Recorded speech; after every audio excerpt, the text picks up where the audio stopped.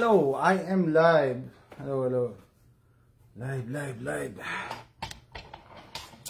Kahapon ko pa tinatry mag-live, no? Ewan ko. So, sino makapagbigay ng tip bakit nagkakaproblema ako sa PC?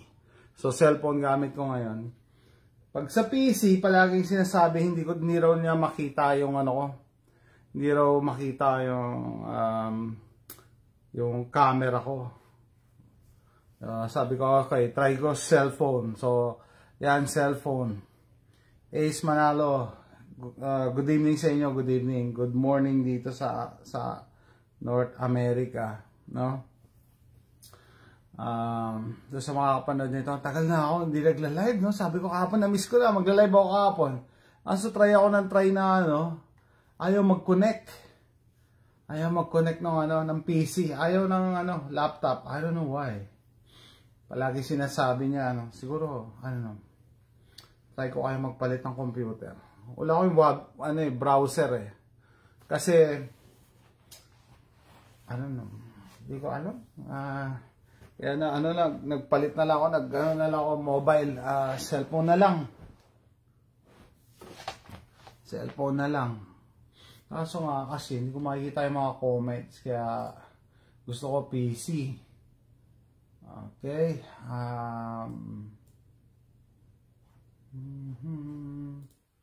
Teka lang, didelete ko lang tong isa.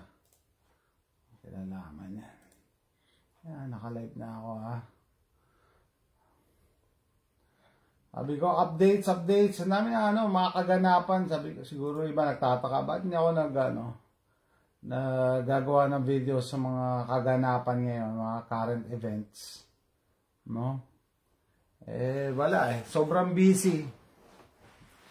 Mga tawag dito, busy about life and yung mga struggles na pinagdadaanan natin, especially yung, kailangan ko na mag-ahit, yung mga problema na pinagdadaanan, no? So recently lang, meron kaming car problem, no? Car problem. Ano yung pag-uusapan natin yan? Nakakwentuhan lang tayo.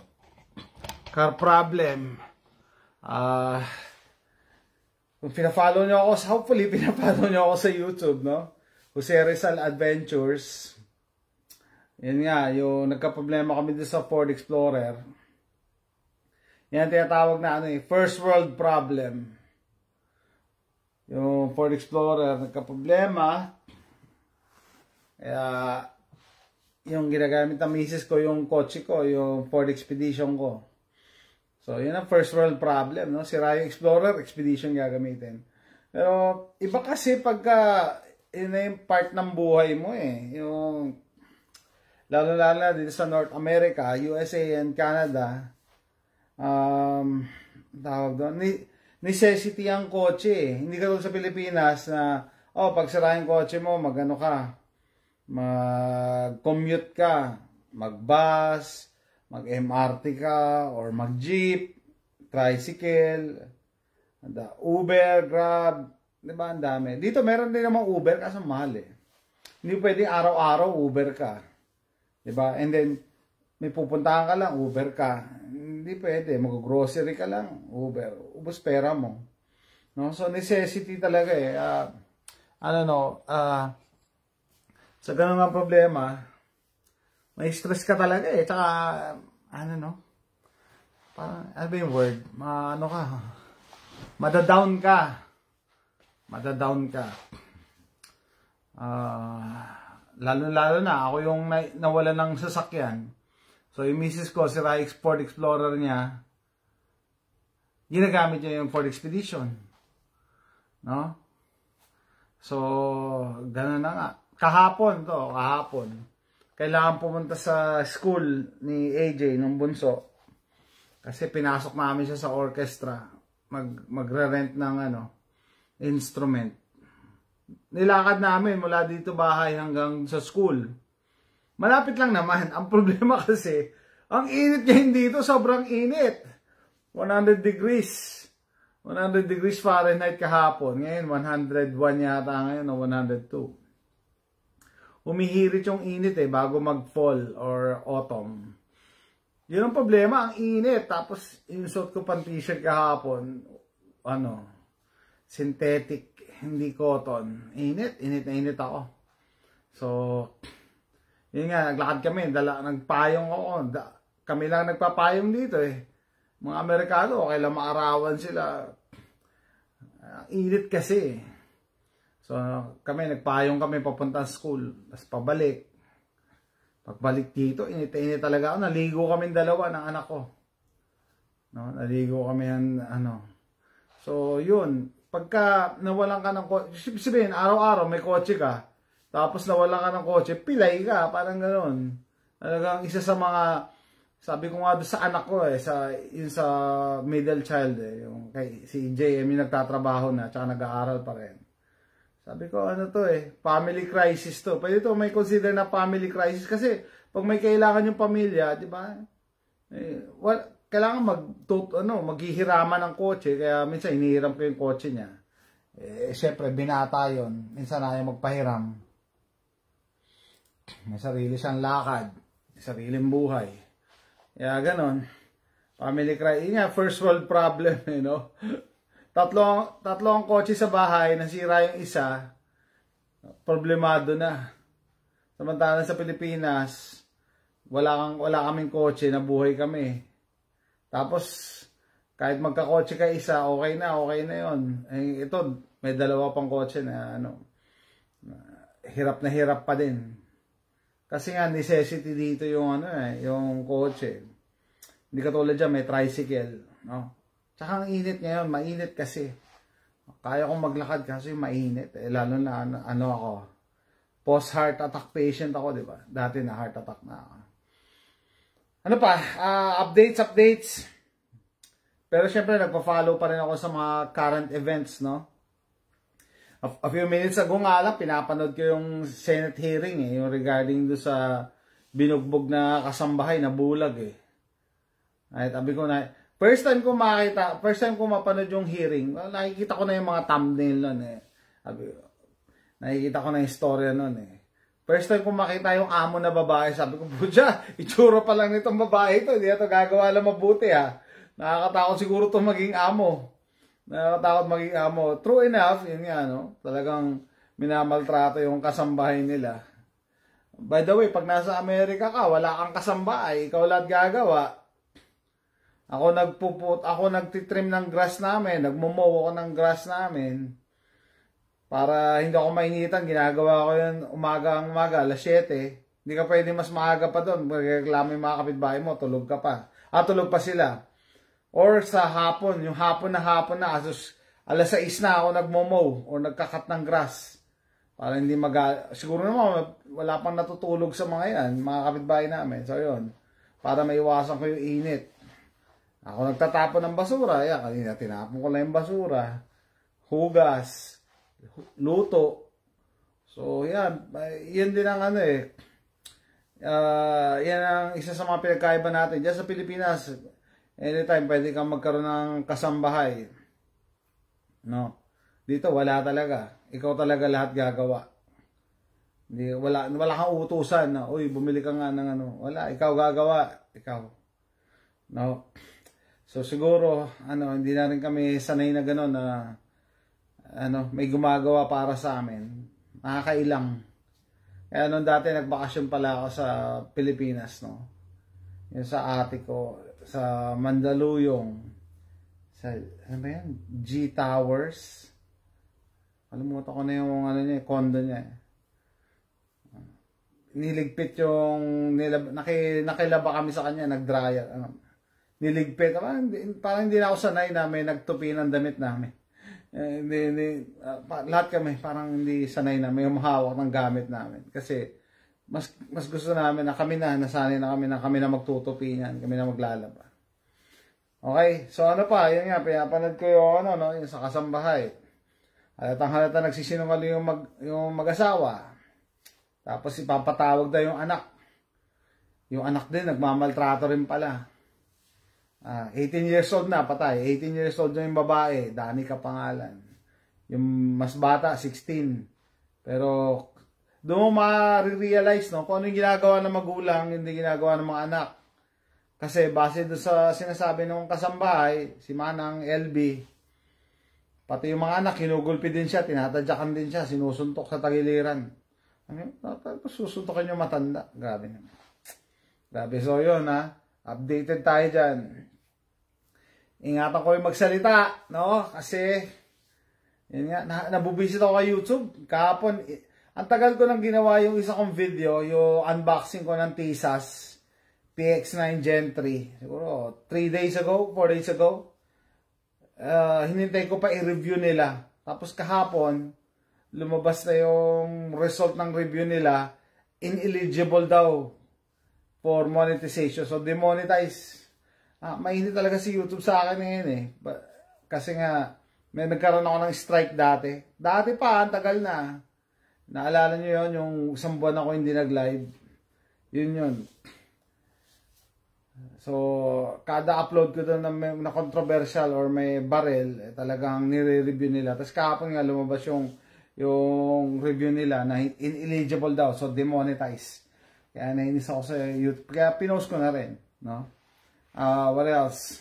Mga kaganapan yun. Sabi ko, magbibigay ako mga updates eh. Hindi pa rin ako nagre-react doon sa yung sa Maui. No? Maui incident. No? So, according sa conspiracy theories, mga conspiracy theory na direct energy weapon daw ang ginamit doon para masunog yung Maui. Kasi nung first time ko mapanood yung clip, no, na puro usok, apoy, nasusunog yung Maui. Sabi ko, paano nangyari yan? Paano nangyari yan? I mean, bakit dati hindi nangyayari? Ba't ngayon nangyari? No? But dati hindi nangyari. What changed? Anong meron ngayon? Pinupush nila yung climate change. Para sabihin nila, oy, kasi ganyan, no? Climate change, kaya nasunog yung Maui. Pero before that, no, ang dami ko napapanood na clips, na mga updates. Pre-planned pala kasi naglagay sila daw, pinalitan daw nila yung mga grass sa tabi ng kalsada yung madaling masunog. Tapos, alam nyo ba yung mga pulis doon, binlock daw yung daanan? Binlock. Talagang nila na may mamamatay talaga doon. Para hindi maka-evacuate yung mga tao. Tapos, isa pa. Hindi nila pinatunog yung emergency siren nila. Alam nyo rason ng opisyal ng Maui? Kasi that's for, tsunami. So, hindi yun para sa sunog. Okay, so hindi pala emergency yun. Imagine niyo yun, guys. Inamin nila na hindi nila ginamit yung siren, emergency siren nila. Ang palusot nila, para daw yun sa tsunami. So, hindi yun sa sunog. Di ba parehas lang naman ng intention na lumikas, mag-evacuate. Di ba kita nyo yung kasinungalingan at saka yung cover up sa Maui? Doon pa lang huling-huli na eh. Bakit hindi pinatunog yung emergency siren? Ang sagot nila is para daw sa tsunami. So pag hindi tsunami, hindi nyo patutunogin yung di ba alam magkamatayan na yung mga nakatira dyan? Grabe no, doon pa lang huling-huli nyo na sinadya nila yan. Hindi talaga nila pinalikas. Bakit? Kasi kailangan may anong tawag nila? Collateral damage. Kailangan may casualties eh. Otherwise, hindi tayo matatakot. Ay, nakakatakot. Ang dami namatay. Nasunog lang. Kung, wala naman namatay. Wala nasunog. Hindi tayo, hindi tayo magbabayad ng climate tax. Alam niyo ba yun? Ibang klase yung climate change na yan eh. Gusto lang nila magbayad tayo ng climate tax, carbon tax. Masusolve na yung climate change. Tapos, ikulong lang kayo sa 15-minute city. Masusolve na yung climate change. No? Hindi ako scientist, pero meron ako na-observe eh. Pero dito, sa, 47 years of existence sa mundo, na-observe ko, na climate change all the time. It changes all the time. Kaya nga Dati, di ba, si Al Gore, lahat natakot nung lumabas si Al Gore, no? Vice President ng US, sabi, global warming, ganyan, global warming. Natutunan na daw yung polar ice caps, ganyan, bla bla bla.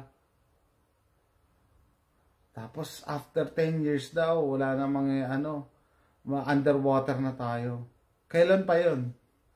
Kailan pa sinabi ni Al Gore? Tapos after that, after 10 years, hindi nyo na mahanap si Al Gore, nagtatago na sa mga milyon na nakuha niya. Maliban sa binayaran siya ng mga nagpupush niyan, syempre may mga nakuha din siya mga global warming fund nila. Mga climate activists yan. Huwag kayong magpapaloko, guys. Gusto lang nila yung i-push yung climate change na yan para mag-lockdown, climate lockdown. Ano yung climate lockdown? Hindi na kayo pwede mag-travel kasi gagamit kayo ng gasolina eh. Hindi kayo pwedeng sumakay aeroplano, jet fuel. Hindi pwede kasi gasolina yan eh. Ha? Diyan lang kayo sa bahay, magtatrabaho lang kayo.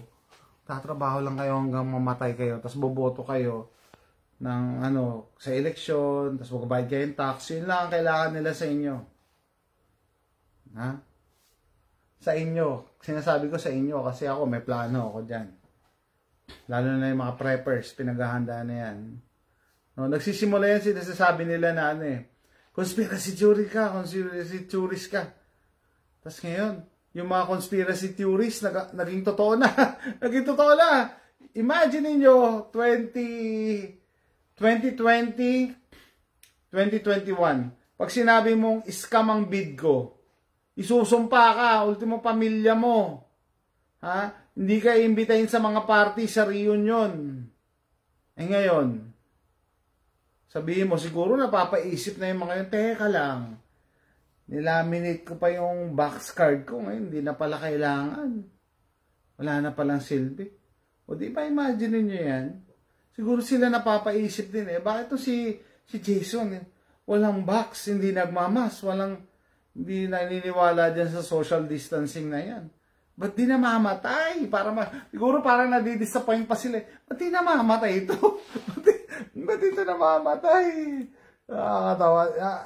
I know, yun yung reaction sila. Kahit hindi nila aminin. Na-disappoint. Kaya nga sabi, di ba? The greatest revenge is success. Ipakita mo na healthy ka, masaya ka, maraming mabubisit. No? Yung magtataka, bakit buhay pa yan? Ba't ang saya-saya niya? Ba't hindi nakapasyal siya? Sila, nga kami kilala dito Nandito talagang sampalataya. 1 taon hindi lumabas ng bahay. O tapos makikita niya, kami, namamasyal kami. Nung may laban si Pacquiao, nagparty dun sa bahay, nung nanood kami ng Pacquiao. Tapos nag-post siya sa wall niya, nakita ko. Bakit daw iba dyan, hindi naniniwala sa bla bla bla, kinukon. Anong gagawin ko kung tanga ka? Diba? Anong gagawin ko kung tanga ka? Isa ka sa mga sheeple. Tapos magagalit ka sa mga katulad namin na nabubuhay ng malaya, ng maayos. Pilipino din to Nasa Texas din. Pero ayaw niya ng kalayaan, ayaw ng freedom. Nakakatawa nga mga Pilipino na umalis ng Pilipinas, nakatikim ng kalayaan andito sa Texas lalo, sa US. Ayaw nila maging malaya. Ayaw maging malaya. Gusto pa rin yung mentality na nasa Pilipinas sila na kung ano yung sinabi ng gobyerno, sunod tayo. Magmas tayo. Mag-double mask tayo. Mag-facial tayo. Sunod na sunod. Kahit mali. Okay lang sana kung tama yung sinasabi ng gobyerno. Kaso, maling-mali na Wala na sa Di ba si Dr. Fauci nga hanapin niyo yung mga clips noong una. Sabi niya, hindi daw natin kailangan mag-mask kasi para sa mga frontliners lang yan. Tapos pinush na yung mask, bumaliktad na. Kailangan daw na mag-mask, ganyan. Tapos kailangan daw mag-double mask. May nakita talaga ako, naka-double mask. talagang napapakagat na lang ako ng labi. Bakit? Kasi sabi ng lola ko, wala ka sasabihin maganda, huwag ka na magsalita. Di ba? Pero parang may gusto ka talaga, ano ka ba? Tanga-tanga mo! Parang gusto mo, hawakan mo yung mukhang gano'n, no? Ang tanga-tanga mo, double mask, naka-facial ka sa beach! Magmamas, naka-facial ka sa beach habang naglalaro ng sun mga anak mo. Ano kinakatakutan nyo sa beach? Ha? It doesn't make any sense. To the point na, kaya nga doon makita yung mga sheeples Doon sa hindi nakakalam, sheep people. Mga taong tupa ang mentality, sheep mentality. Sunod lang na sunod. Sabi ko nga, hindi masamang sumunod kung tama yung sinusundan mo. Wala kahit mali yung sinabi, sumusunod ka O, ano tawag sa'yo? Diba? So, ayun nga, asan ba? Malo-lost track tayo. Sabi ko, kwentuhan lang tayo. Pero, yun nga, mga updates. Ano pa ba? Tingnan tayo dito mga ano. So, yun. Yung sa Maui, pinupush kasi nila. Gusto nila sabihin, oy, climate change na nangyari, kaya nasunog yung Maui. Pero mag-research kayo. No? Ano yung mga ginawa nila doon para maging ganon? Yung mga grass nagpalit daw na madaling masunog, sinara yung daanan, sinara. Talagang nasunog mga tao. Tapos hindi pinatunog yung siren. And eto pa, yung mga bombero, ilang bombero yata ang kinuha ni Oprah para protektahan yung mansion niya. So dun sa hindi naniniwala, tanong yung sarili nyo, bakit yung mga mayayaman hindi nasunog yung bahay nila? Si Bill Gates may bahay dyan, si Will Smith, si Oprah, and so forth. Hindi nasunog ang mga bahay nila. Bakit? Tapos may nabaltaan pa ako, recently daw, binabuy out na yung mga nasunog na properties, binibili na. Bakit? Ang gagawin nila dyan, magtatayo sila dyan ng 15-minute city. Bibili nila yan para makapag-build sila ng mga 15-minute cities. Tapos doon natitira yung mga dating nakatira dyan. Ba? Conspiracy theories pa din? Conspiracy theory pa din? Kung hindi ka pa nagigising, wala na akong... Sabi ko ngayon, September 8, 2023, kung by this time na pinapanood mo yung video ko na hindi ka pa rin nagigising, wala na akong magagawa dyan, no? Hindi kita kinukumbinse. Sino? Ikaw na nanonood nito. Hindi kita kinukumbinse. Sabi ko nga, kwentuhan lang to Kasi, to a believer, no proof is necessary. To a non-believer, no proof will suffice. Kahit ano ipakita ako dyan sa katibayan, kung ayaw mo talaga maniwala, hindi ka maniniwala. And that is not my intention. Ang intention ko is tulungan or bigyan ng impormasyon yung mga taong naniniwala pero kulang pa yung impormasyon nila. Diba? Yun ang mga tinatarget kong audience. Kasi katulad din nyo ako na akala ko alam ko na lahat pero nagugulat ako talaga, ganyan pala. Hindi ko alam yan. Ha? Hindi ko alam na hindi nila pinatunog yung emergency siren kasi pang tsunami daw yan, palusot. Di ba gano'n Pero kung talagang hindi niniwala, ay hindi yan, climate change yan. O di sige, climate change ka. Ready ka na mag-climate lockdown. May babasa pa nga akong comments, Kasi ultimo dito sa Amerika, may mga post na ganyan sa SHTF group, prepping group. Sabi ng isa, if only people stop using their cars. Sabi na iba, people need to work. So, kailangan natin ng cars. Hindi pwedeng Kita niyo yan, pinupush nila yung climate change, di ba? Pinupush nila yung EVs, electric vehicles. Palagi ko nakikita yung post ng Top Gear Philippines na tuwan-tuwa yung mga tao pagka, yung Isuzu daw magpo-produce na electric vehicle. Ha? Sabi ko, why? Ang comment ko doon, why? Bakit magpo-produce ng electric vehicle? Sabihin, ultimo yung ate ko Ate ko, sampalataya, tataka ako, ba't gano'n, no? Matalinong tao, mataas ang estado, mataas ang posisyon. Sampalataya sa bid ko. Dumating nga dito sa Texas, siya lang ang nakamas sa buong airport. Tapos nagulat, kahit pa paano siguro nagulat siya. Bakit yung mga tao dito hindi nagmamas? Namamasyal kami, hindi naman nagmamas. Diba? Tapos sampalataya din sa electric vehicle. Sabi ko, hindi mo ba alam? Nakalukuhan yung electric vehicles na yan. Akala mo, pag bumili ka ng EV, you're saving the planet. Pinapatay mo lalong planet niyan. Yung sa dati makakakilala ko nga sabi, siguro kayo sa grupo natin, kayo ang unang bibili ng Tesla. Sabi ko, hindi. Ba't ako bibili ng Tesla? Ayaw ko ng EV. Unang-una, may control sila sa command center. Nakalink yung kotse mo. Alam nila kung nasaan ka palagi. And pag may ginawa kang masama or ayaw nila, pwede nilang i-disable yung charging privilege mo. Hindi mo ma-charge. Pag hindi mo na-charge ang kotse mo na EV, all electric, anong silbi niya? Paperweight yan. Di ba? Parang yung cellphone. Paano pag yung cellphone mo hindi nagcha-charge? Paperweight, tatapon mo na yan. Wala na silbi yan. Hindi nagcha-charge Di ba? Kahit gano'ng kamahal pa yan, kahit iPhone 19 yan, kung hindi yan nagcha-charge, anong silbi niyan? Hindi nga mag-on di ba? Sabi mo, ang ganda ng camera na to. Hindi nga mag-on So, similar with the car. Yung mga electric vehicles. Pag hindi yan nag-charge, anong silbi niyan?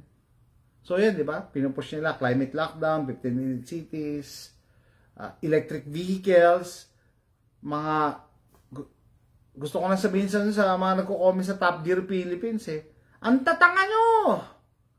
Nagpapaniwala kayo sa propaganda nila ng EV, electric vehicles. Akala nyo you're saving the planet? Hindi nyo ba alam? Ayaw lang nilang pakalatin yung video na yung isang climate activist na-realize niya na paano ba mag-produce ng EV?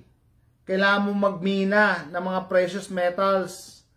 Yung mga cobalt na yan. Yung para makagawa ka ng mga lithium-ion batteries. Ang nagmimina dyan, yung mga forced labor. Sa Africa, sa China. Yung mga bata pa daw ang nagmimina. Okay? Pagka namina na nila, nakagawa na ng electric vehicle, at nasira yan, hindi naman tumatagal ang electric vehicle Kasi parang cellphone, di ba? Yung cellphone natin, di baterya.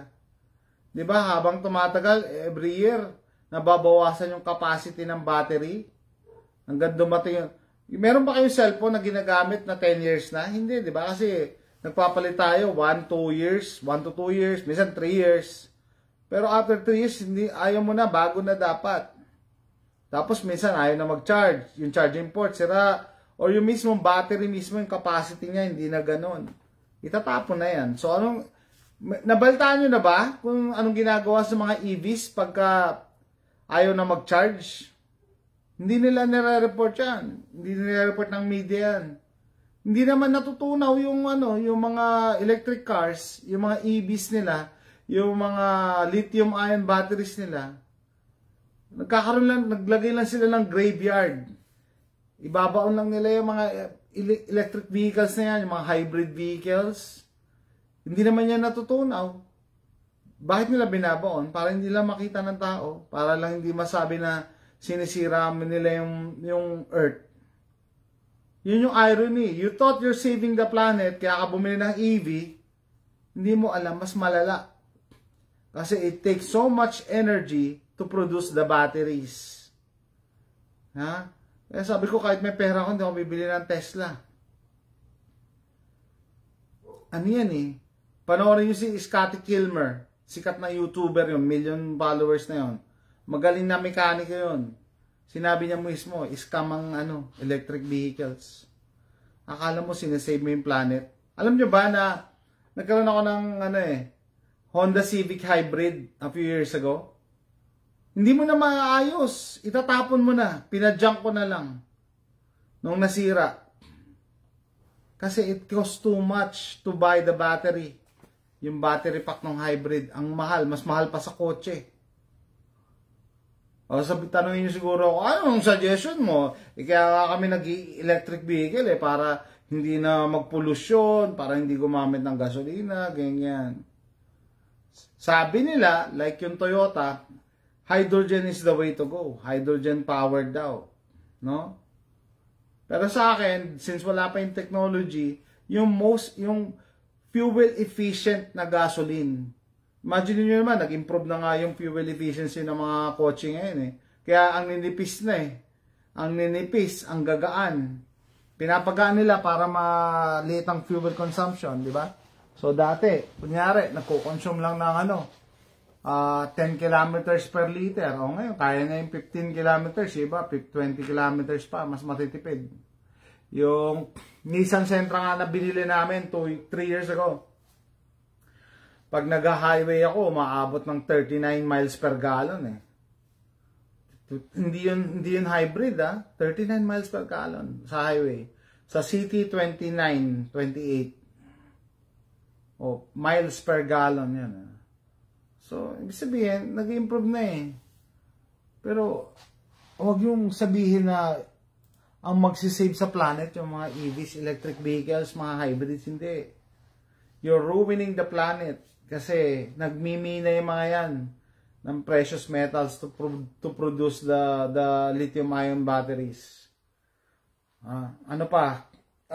Yun natakal ko na. Yung Mavi, ano pa mga kaganapan ngayon. May pinapalo pa din ako din sa ito, yung yung road rage. Yan, road rage. Road rage. Yung si Willie Gonzales, di ba? Willie Gonzales, kinasahan ng baril yung cyclist. Di ba? And kung paano pinapanood ko, paano siya magsalita, yan talaga yung mga nakakatakot na tao. Mga pathologic liar, alam niyo yon? Yung naniniwala sila sa kasinungalingan nila, akala nila totoo. Kahapon, napag kayo, inimbestigahan siya sa Senado kasi nung una, hindi siya umaten, di ba? Ngayon, nung umaten na siya, grabe kasinungalingan niya. Sabi niya, yung cyclist daw, yung Alan pangalan, naka-gloves daw na may knuckles, sinuntok na yung kotse niya, kaya nayupi. Ang lakas naman sumuntok nun. No? Hindi ako maniniwala ginawa niya yan. Doon pa lang nagsisinungaling na siya. Then si Senator Ejercito yata, tinignan yung footage saka yung picture. Sabi, wala namang gloves yung yung rider. Pero yung Willie Gonzales, pinagpipilitan niya, ay may gloves po yan. Hindi, yun na nga yung video. Kung kinasahan mo nga, wala nga gloves Hindi, yung makakapagpatunay po mo yan. Yung talagang naniniwala siya sa kasinungalingan niya. Kaya sabi niya, kung kayo nag-observe kayo ng personality ng mga tao, kung paano magsalita yung Willie Gonzales, nakakatakot. Talagang pathologic liar to, grabe. Nakakatakot to. Police pa to, may baril to. Talagang nakakatakot. No? Considering na yung history niya,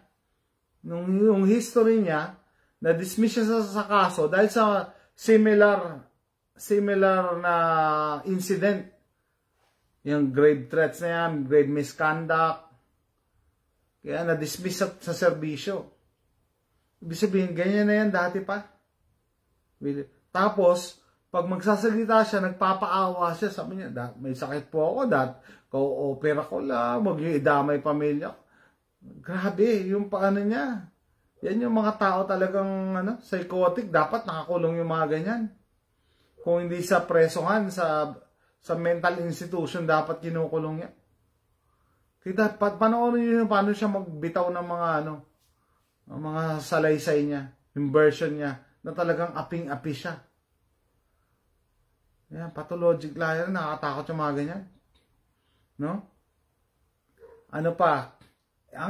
Isa sa kailangan ko mag-comment yung si Katon Ying Si Anthony Taberna. Grabe. Binigyan niya ng venue in-interview niya tong Willie Gonzales, no? Panoorin niyo yung pati pagmumukha nito niya, nakakabwisit na. Parang inaano niya pa, ini-encourage niya pa si Willie Gonzales. Bulok na bulok din pala tong si Anthony Taberna Bulok. No? Para sa akin, kung ikaw, sa tingin mo, walang kasalanan si Willie Gonzales, dapat magpatingin ka, baka hindi tama yung pagpapalaki ng magulang mo. Kasi alam mo yung growth and development ng tao. Meron yan, may stage siya na alam niya dapat yung tinuturo sa kanya yung right or wrong. Kaya 'di ba pagka bata, mga toddler, pagka may hinawakan madumi, no, dirty. Tinuturo na yung mga mali tsaka tama. No? Kaya pag naging adult ka, hindi mo pa rin alam yung mali at saka tama, there's something wrong with you. May mali sa pagpapalaki ng, I'm sorry, mali pagpapalaki ng magulang mo. Kung at this point, naging adult ka, sumampa ka ng 18, hindi mo pa rin alam yung mali tsaka tama, kaya nga to si Anthony Taberna, typical na lawyer na kaya magmanipula, minamanipula nila yung katotohanan, no? Kaya binigyan niya ng venue to. Kung yung side niya, binabasa ko nga rin yung mga comments Sabi nung isang nag-comment nung kay Anthony Taberna na episode, pinapanood ko, hindi ko na tinapos kasi nasusuka na ako. Nakakasuka nga pag panoorin. Alatang kasinungalingan tong pinag-uusapan na. And si Anthony Taberna, si Katon Ying, ini-encourage naman niya. Talaga, ini-encourage niya talaga. Makes you wonder, ano ba ang intention ni Katon Ying. May mga ganyan talaga Yung minsan, yung mga masamang tao, ito tandaan nyo, di ba? Yung mga masamang tao, hindi sila yung nasa pelikula na may peklat ang muka, ang papangit, hindi. Ang babait nila, maamo ang muka, malumanay magsalita. Pero tignan nyo yung mga pinagagawa. Yung actions nila, di ba? Kita nyo. And birds of the same feather flock together. Siyempre, pwede ba naman magsama yung masama sa mabuti? Hindi, siyempre, nagkakampihan yung mga masama. Nagkakampihan. I think they can't help it. Hindi nila mapigilan yun. No? Naghahanap sila ng kapares nila masama din. Kaya, sabi ko, comment talaga ako dyan kay Katon. Sabi ko, bulok ka din pala. Kahit napakalumanay ng mo magsalita, ganyan ang itsura mo, kala mo mabait. Magigauge mo kung anong ginagawa niya. Hindi. Dapat, di ba? Anyway, so yun. Isa pang punto ko doon, dapat tanggalin na yung pagkuha ng baril sa Pilipinas. Tanggalin na yung mga yung neuropsychological test na yan. Di ba? Tanggalin na yan. Nilagay lang nila yan para pahirapan kayo kumuha ng baril. Wala naman silbi yan. Hindi yan napipredict ang evil. Hindi yan nakakadetect ng kasamaan. Ha? Example, ito nga si Mr. Willie Ong. Itong si Mr. Willie Gonzales. 3 baril yan. 3. Ha? Paano niya nangyari yun? Hindi ba lumabas sa neuropsych na yan? Ang daming sampalataya sa neuropsychological test na yan. Wala naman silbi yan Ang purpose lang yan, pahirapan kayo at feeling nyo safe na safe kayo. Feeling nyo safe na safe ang population kasi lahat ng kumukuha ng baril, nag-neuropsych. Paano nyo explain yan? Paano nyo explain yung yung iba police pa nga binaril yung matanda. Paano nyo explain yun? No amount of tests can detect evil. Anong test ang makakadetect ng kasamaan? Kung ikaw masama ka, itatago mo yung intention mo. Itatago mo yung tunay mong kulay. Kasi, napakawalang kwenta mo. Kung masama kang tao, killer ka. Pero, nag-neuropsych ka, sabi mo, I want to kill, I want to that. Hindi nila sasabihin yun. Example nga, yung shooter ba yun sa Florida, Orlando? No? Pinaghinalaan na yung lalaki, in-interview ng FBI. Walang nakita, in-interrogate ng FBI, wala. After 1 week, namaril siya sa disco. Kasi nga, kahit anong interview, sasabihin ba nila yung totoong intention nila, yung totoong kulay nila, kung ano yung naglalaro sa puso nila tsaka sa isip nila. Hindi naman nila sasabihin Kasi, it doesn't make any sense. Para bang magnanakaw ka, sasabihin mo na magnanakaw ka? Hindi. So, kung papatay ka tao, sasabihin mo? Sa test? Sasabihin mo yung plano mo? Idodrawing mo? Ito, binaril niya to. Idodrawing mo? Kalukuhan lang yan Parang, inaano nyo rin yan. Yung mga nag-LTAP na nagtetest yan Parang, you make it feel good to yourself na, karapat-dapat ako magkaroon ng baril. Kasi nakapasa ako sa neuro. Hindi alam na. Napakalaking kalokohan lang yan. And kung Pilipinas lang may mga ganyan-ganyan. No? Meron pa gun safety seminar.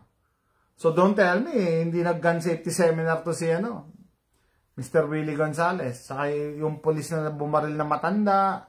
O sino-sino pa. Requirement lang na yan ng state para pahirapan kayo. No? Kasi nga yung Pilipinas may gun control. Kinokontrol lang gun ownership. Huwag nyo isipin na it's making the population safe, yung mga ganyan test. Yung mga requirements and lang. I don't know kung kailan kayo magigising. Otherwise, napaka-safe na sana ng Pilipinas. Ba't ngayon araw-araw may mga nababaltaang tayo gun crimes. Sabi niya, hindi yan hindi yan hindi legal na baril yun mga unregistered firearms yun So, anong purpose ng gun registration? Mas madami pala yung unregistered. So, wala nang silbi yung registration sa Pilipinas. Yung mga LTAP nyo na yan. Yung PTC, wala rin. Walang silbi yan. Kasi nga, kung ang problema yung mga unregistered, di ba, by law, by definition, criminals don't follow the law. So, yung mga unregistered, magpaparehistro sila? Hindi nila gagawin yun. Diba? So, yun, natakal ko na. Ano ba mga kaganapan?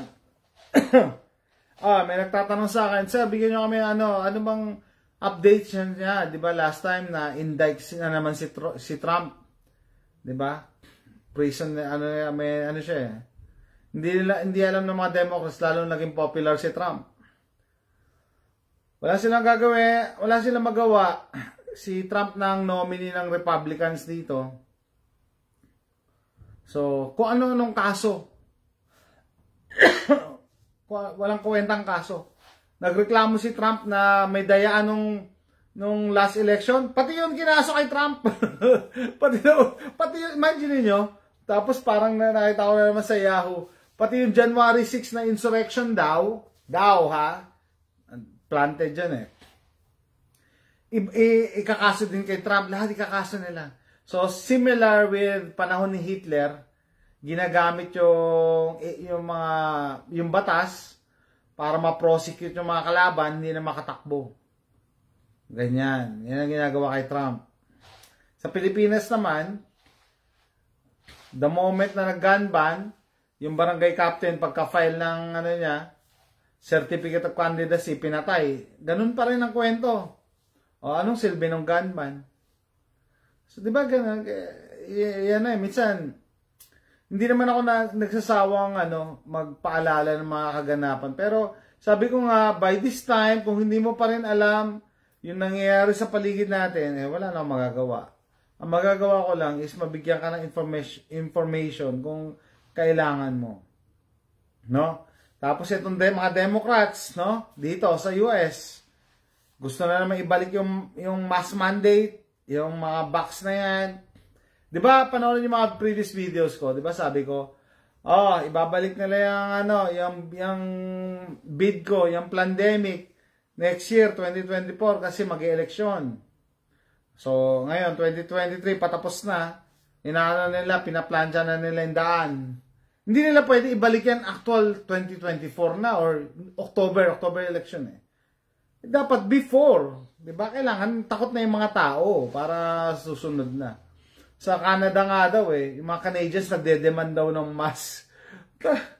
Talaga, kinokondisyon nila yung alam niyo yan, yung mainstream media, yung mga news. Minsan kahit hindi totoo, yan ang pinopost nila para makondisyon. Akala mo kasi, hindi lang pala ako nag-iisa, marami rin palang gusto mag-mask. Hindi nyo alam, mind conditioning yan Mind conditioning. Diba? So, sabihin nyo, bakit eleksyon ng US palagi ang base yan? Di ba yung bid ko, kailan ba lumabas yan? Nilabas nila yan, di ba, para yung sa eleksyon dito kay Trump, tsaka si Biden. Kaya nakapandaya sila ng mga mga mail-in ballots, di ba? O yan, parating na naman 2024. Kaya nga next year, June na ako umuwi ng Pilipinas Gusto ko umuwi ng Pilipinas next year Kaso election. Delikado. Sabi ko, delikado. Baka maabutan ako ng lockdown dyan sa Pilipinas. May makakapanood kaya nito na pag nag-look back kayo, guys, yung mga nasa Pilipinas na, nasa Pilipinas kami noon, kinwarantin pa kami sa hotel, hindi kami pwede lumabas, hindi kami pwede, dahil yung pagkain din ng hotel, ganyan. Meron kami kakilala naka-quarantine sa hotel, pero may dumadating daw, sa backdoor, hinahatindan siya ng pagkain. So, anong silbi ng quarantine? Diba? Minsan hindi nyo alam yung definition ng quarantine Dapat walang labasan. Yan lang yan. No? Hindi daw, may dumadating daw, binibigyan daw siyang pagkain. Anong purpose ng quarantine? May connection ka pa rin pala sa outside. Diba? And then yung mga hotels, isa lang yung hangin na hinihinga nyo. No? Kala nyo, nakakatulong ako sa gobyerno, sa population. Kasi nag-quarantine ako dito sa hotel. Ginawa lang nila yan para takutin lahat. Otherwise, i-quarantine ka sa hotel, isa lang yung hangin nun And then yung hangin nun, hindi ba lumalabas sa sa labas ng hotel? Lumalabas din naman Tapos yung mga staff ng hotel, umuwi rin ng bahay, di ba? Umuwi rin sila ng bahay, hindi naman sila naka-quarantine anong silbi? Kung pag-aralan nyo talaga yung epidemiology ng quarantine, yan, di ba? Dapat walang labasan. Hindi just for the sake. And ang daming naniwala. Lalo na sa Pilipinas, grabe. Ewan ko siguro yung mentality natin na sinakop tayo ng mga Kastila 350 years. Talagang sanay na tayo nakayuko. Sanay na tayo sumusunod sa mga master natin, mga nakaupo. No? Ayaw nyo maniwala? Ang dami natin kababayan sampalataya sa mga nakaupo sa pwesto na makikipagpatayan pag kinontra mo si BBM. Makikipagpatayan. Di ba? Masyado sampalataya sa politiko. Huwag nyo i-judge yung politiko sa pangalan nila, sa image nila, sa ginagawa nila. Ano na ba yung ginawa? Hindi yung sa iba pang bagay. Pero dapat kung ano yung ginawa nila at ginagawa nila. Tayo, akala nyo, Diyos yung mga politiko. Para bang binigyan nyo na ng hindi pwedeng sumalungat. Hindi pwedeng sumalungat. Kaya yung mga politiko nagtutumbahan na. Sino yung dating DILG, secretary, yung tatay ng asawa ni Aisa, di ba? Tumba na yon. Kasi sila rin, naluloko rin sila, and sila rin, yung iba dyan, kasabwat din. Diba? So, yun nga, gusto nila ibalik. Dito. Kasi nga mag-e-election na dito. Diba? Eto, tanong ko sa inyo, kung kayo, nagpadalawang shots, tapos nakatatlong booster, anong silbi niyan pag may bagong variant? Sige nga. Doon ako nagtataka eh. Yung mga nurse pa, kakilala ko, na nabobo na rin. No? 2023 na, hindi pa na-isolate. Yung virus. And yet, patuloy na nagpapaganito. Anong gagawin natin? No? Pinangatawan na nila magpakatanga. Pinangatawan na talaga. Sabi ko sa inyo, anong silbi ng dalawa mong shots, original, 3 booster, sa bagong variant na darating? Ay, hindi. Sabi nila, sakop din yan. Sabi nila. Alam nyo ba ang pwede ko ba sabihin? How vaccinations work? Pag may isang virus na nagkukos ng madaming sakit sa population, kukunin nila yan, pahihinain nila yan, tapos i-inject sa'yo. Mahina. Tapos yung katawan mo, dahil mahina, magpuproduce siya ng mga panlaban. Tapos yung katawan mo, mas sanay na, may panlaban na eh. Kaya kahit dumating yung masingot mo yung malalakas na virus na same strain, may panlaban na yung katawan mo, naka-alert ka na. Yun ang purpose. Pero itong virus na VIDCO-19, hanggang ngayon hindi nila ma-isolate. Paano mo ma-isolate yung hindi nag-i-exist? Alam nyo ba yung corona is flu? Diba? Hanapin nyo, kung meron kayong product ng Lysol dyan, nakalagay dyan, effective against corona. Yun eh. Anyway, yun na, sumilip, bumanat na ako ng konti yun nga, gusto nila ibalik, no? Abangan nyo na, lalo na yung Pilipinas, masyado kayong masunurin. Abangan nyo na yung lockdown next year. Abangan nyo na yung mask, abangan nyo na yung balita, 24 oras, TV Patrol. Tumaas na naman po, yan na naman ang intro nila pagka bukas mo ng TV. Tumaas na naman po ang kaso, yung kaso ang sinasabi. Kasi pwede lang i-inflate ang kaso eh. Hindi nila pwedeng dayain yung death rates eh. No? Tanungin nyo, pagka nagsabi sila ng death rates, sa mga death rates, sa death rate po bang yan, ilan po ba dyan ang may ganito?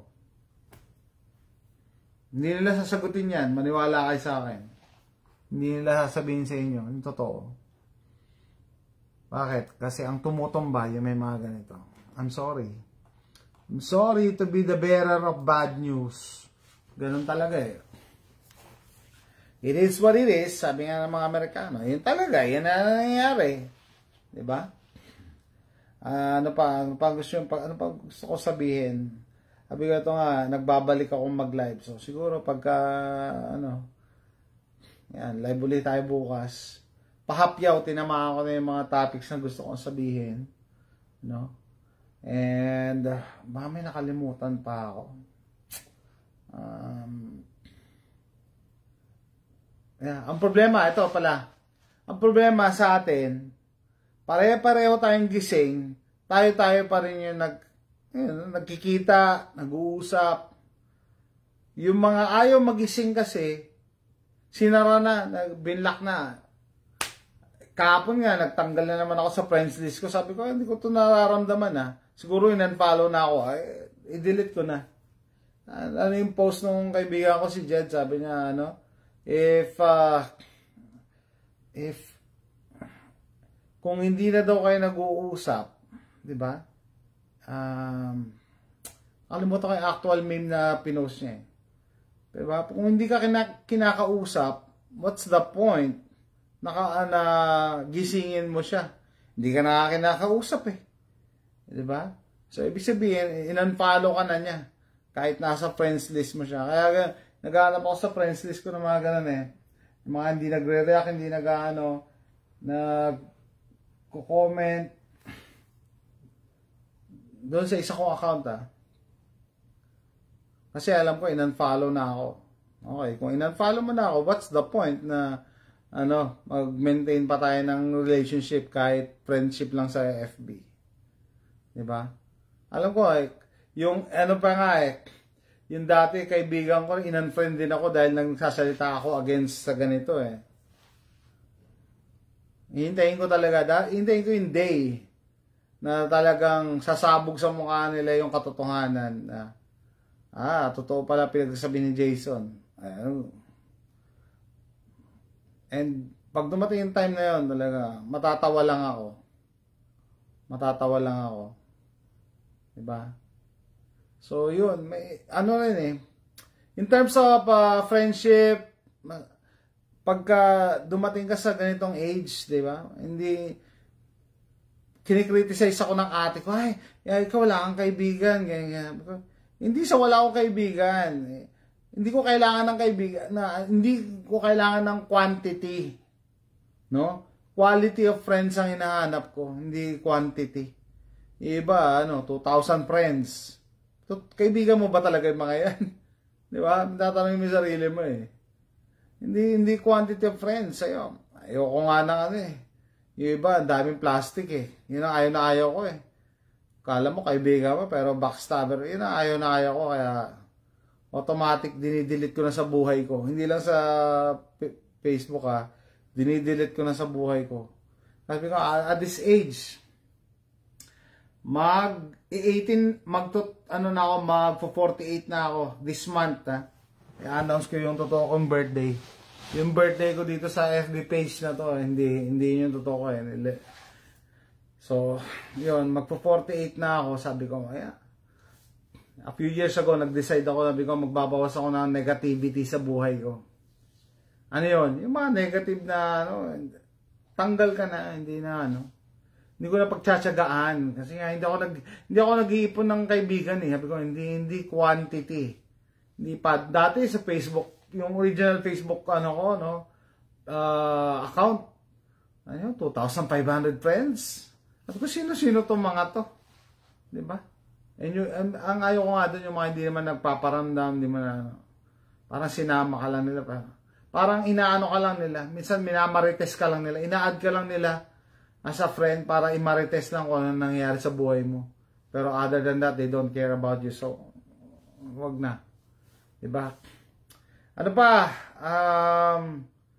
Sabi nila isa naming kakilala, Kaya meron daw pag-aaral na pag sa ganitong age na natin, nawawala na tayo ng kaibigan. Pwede. Kasi na tayo mapili na tayo nakita na natin yung bullshit sa kanila. Ganun naman talaga Diba? I don't have the patience para magbago yung taong to. Hindi ako tatay mo, hindi ako magulang mo. Hindi ko hintayin na magbago ka. Tanggalin na lang kita sa buhay ko. Mas madali pa yon. Madami na akong problema Madami na akong problema di ba?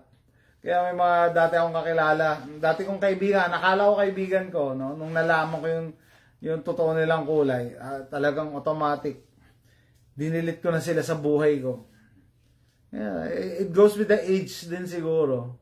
It goes with the age. Pag tumatanda ka, nagiging mapili. Hindi naman masyadong negative kasi pag sinabing mapili. It's just that mas nakikita mo na yung tunay na kulay nila. You can see through. You can see through the bullshit. Hindi na. Wala na akong time. Ang dami kong problema, ang dami kong ginagawa. Wala akong time para bantayan ka kung babait ka uli or magbabago ka. Hindi na, Kung hindi kita hindi ba sabihin, naasahan or yung mga times na kailangan kita, doon mo yung tunay na kulay ng mga akala mo, kaibigan mo Pag down na down ka, tapos, yun, lalabas yung tunay na kulay nila. Pagka nasa taas ka kasi, akala mo, dami mong kaibigan kasi ang daming dumidikit sa'yo. Pag ang dami mong pera, 'Di ba? Hindi mo sila masasala. Masasala mo sila pag down na down ka. Doon mo makikita. Yung mga, eto loko to 'di ba? No, nandun nga kami sa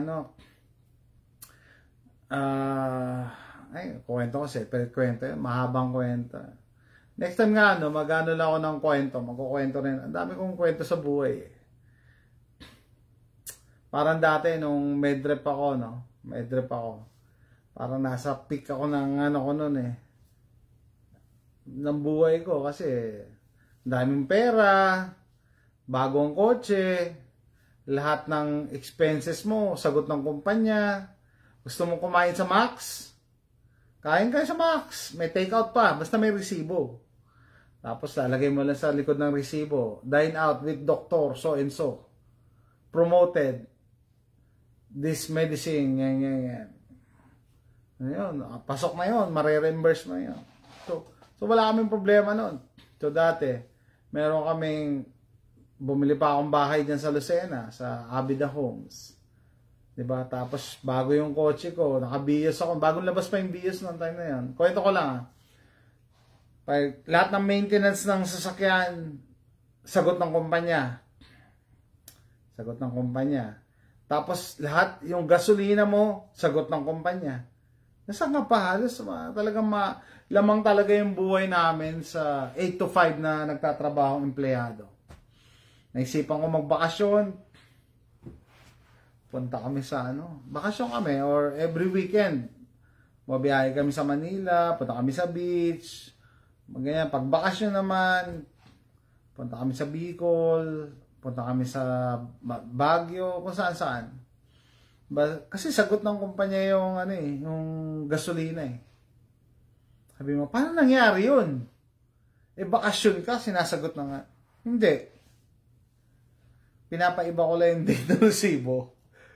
Lalagay ko lang yung receipt. Sabihin ko doon sa gasoline boy, oy, huwag mong lagyan ng yung date Ako maglalagay yung date dyan. Diba? Pero syempre, yun nga. So, yun talaga. Maganda buhay namin nung ahente ako. Medrep ako.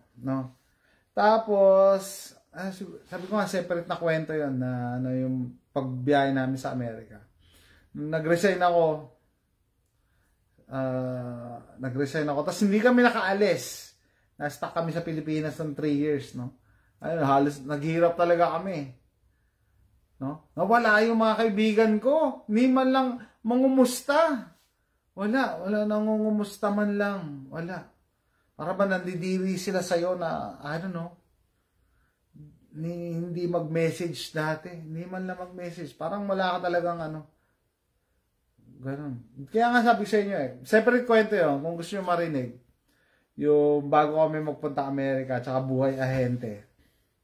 Dati ako medrep So, yan, separate kwento. Pero yun nga, tinamaan ko lang yung topic na yan kasi sabi ko nga, doon mo masasala yung mga kaibigan mo talaga pag down na down ka. Pag nandun ka sa taas, kahit hindi ka namumudmod ng pera Kasi attracted yung mga yan pagka, may pera to si Jason. Kahit hindi ka nalilibre, syempre, invited ka palagi. Alam nila, may pera ka Diba? Kahit hindi mo sinasagot yung inuman, ka lang. Pero pag ikaw down na down ka talaga, ni kumusta, hindi ka man lang magawang kumustahin Sabi ko, ito pala yung mga yun dati. Kaya yung buhay, roller coaster lang Minsan na talaga. Kahit cliche na minsan nasa taas, minsan nasa baba. Ganun talaga ako. Ilang beses may high and lows. Pero ito pala, gusto ko i-share sa inyo. Dahil nung nag-start ako na nung live ko, sabi ko, di ba, nagkaroon kami problema dun sa Ford Explorer. High and lows talaga I realize, magko-48 na ako, the universe has a way to correct itself. Ano ibig sabihin? Minsan, akala mo katapusan mo na. Excuse me. Pag nagka-problema ka, minsan, magugulat kayo, nasusolve na lang yung problema natin Diba? May dumarating na tulong, or may dumarating na magandang balita. Diba? So, yun nga, nagpa-follow sa akin sa YouTube, Jose Rizal Adventures, yung Yung Ford Explorer, hindi ko alam kung anong gagawin. Sabi ko, sira ang transmission nito. Pinagpasapasahan na kami ng dealer. Hanggang makahanap ako ng isang dealer, doon ko dinala. Malayo yun. Nag-Uber pa ako para makauwi. Tapos sabi, 2 months namin yan, bago matignan. Kasi ang daming may sira ang transmission ngayon. Kahapon naka-receive ako ng tawag. Antok na antok pa ako ng tanghali. Yung dealership na kung nasa yung Ford Explorer ngayon, sabi, good news, we tested your car. Tama, transmission nga, yung torque converter nga. So, ibig sabihin, sagot yan ng extended warranty, wala kang babayaran. Ay, salamat. Sabi ko, thank God. So, sabi nyo, the universe has a way to correct itself na masolve yung mga problema. Minsan nag-worry lang tayo Nag-worry lang tayo pero hindi mo alam, may darating na tulong, no? Or may darating na magandang balita. Sabi ko, okay, good news. Wala kaming babayaran. Tapos, ngayon nga, ang assignment ko ngayon, tatawagan ko yung Ford USA.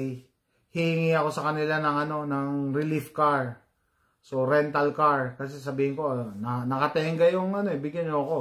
Kaya hindi ako humingi ng rental car last week nung iniwan ko yung kotse, yung Explorer. Kasi, hindi pa sure kung anong sira Kasi sabi nung service advisor, dapat torque converter yan. Pag hindi torque converter, iba ang sira, hindi yan under warranty. Sabi ko, okay, I'll keep my fingers crossed. And yun nga, last night, good news. Torque converter, yesterday pala, torque converter. So, under warranty, ibig sabihin, sagot ng Ford USA. So, ibig sabihin, pwede akong humingi ng rental car today. Nasagot ng Ford USA, no? And sabi ko pa naman, this coming weekend, merong magka-camping kami, kailangan ko ng kotse. Wala akong kotse, ako yung nawala ng kotse. Sabi ng misis ko, kontra, huwag ka na mag-camping. Wala akong kotse. Okay, kita nyo, the universe has its way of correcting itself. Kino-correct, ibig sabihin, yung problema mo nasusolve din kahit akala mo wala nang solusyon. Minsan may dumarating na tulong Bakit? Bakit ganon? Kayo ba makapanood itong video ko? Na-experience na kayo ng ganon? Na may problema kayo, tapos bigla na lang na-solve yung problema nyo? Or may dumating na magandang balita? Or may dumating na tulong? Bakit? Hindi ko makalimutan yung operations manager namin dati sa yun nga, nung medrep pa ako. Hindi ko pwede magitin yung company namin. So, yun. Operations manager namin, nung bumisita sa amin sa Quezon. Kasi Quezon ang assignment ko. Ang sabi niya, kahit nakakainis yung boss ko ngayon, nakakainis. Hindi ko makalimutan. Sabi niya, mas maganda na may utang sa'yo ang tadhana. Pero, di ko talaga makalimutan yung sinabi niya. Mas maganda daw na may utang sa iyo ang tadhana kesa ikaw ang may utang sa tadhana. Isipin, tandaan nyo yan. Pag ikaw kasi may utang ka sa tadhana, may ginawa kang mali, utang mo yun sa tadhana, na walang nakakaalam, pero one of these days, alam mo, sisingilin ka ng tadhana Pero baliktad, yung tadhana, nag-invest ka ng good deed, kabutihan, no? Na wala kang hinihinging kapalit. O di may utang sa iyo yung tadhana. Bila na lang, darating isang araw, hindi mo inaasahan. Diba? Magbabayad sa iyo yung destiny, yung tadhana. Diba? Mas maganda yon. Mas maganda, gumawa tayo ng good deeds kahit walang kapalit. Kasi, hindi mo alam kung magbabayad siya o hindi. Kasi may utang siya Diba? Hindi siya yung particular na tao, yung destiny. Yung yung karma. No? Kung hindi kayo naniniwala sa ganun totoo yun. Sabi ko, 48 years of magpo-48 na ako this month. No? Napatunayan ko yan na minsan akala mo wala na solusyon sa problema mo, pero bigla na lang. Kasi nagtanim din ako. Diba? Nagtanim din ako ng kabutihan. Diba? Magtanim ka ngayon, kahit walang nakatingin, kahit walang nakakaalam. Hindi mo alam kung bigla na lang magbayad sa iyo yung destiny. Minsan sobra-sobra pa. Diba? Anyway, so siguro tatapusin ko na. Dami ko na na-share sa inyo. Gusto ko lang talaga bumalik uli sa pagla-live. Nahirapan akong bumalik. Ba't napahinga ako eh. So siguro, bukas ulit, magla-live tayo. Isip ako ng magandang topic. Pero kahit pa paano pahapyaw, tinamaan ko yung mga topics na gusto kong i-discuss. And kahit pa paano nakapag-share ako sa inyo. No? Yun na, wala na. Siguro, tapusin ko na. Kasi hahaba na naman pag nag-intro ako ng bagong topic. So, salamat sa pakikinig and panonood. Hopefully, ma-share nyo. And may ma-inspire tayo iba. So, that's it guys. Thanks for watching. Bye.